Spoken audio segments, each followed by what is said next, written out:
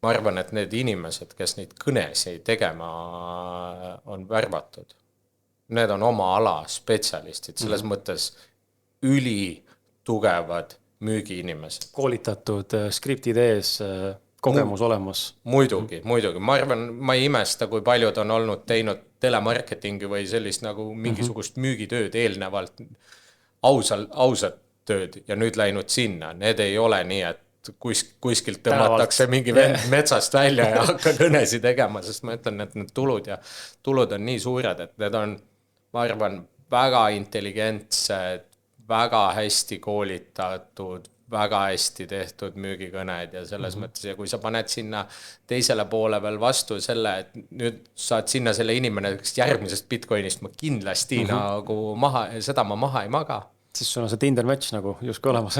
Tundub nagu ju perfekt, jah.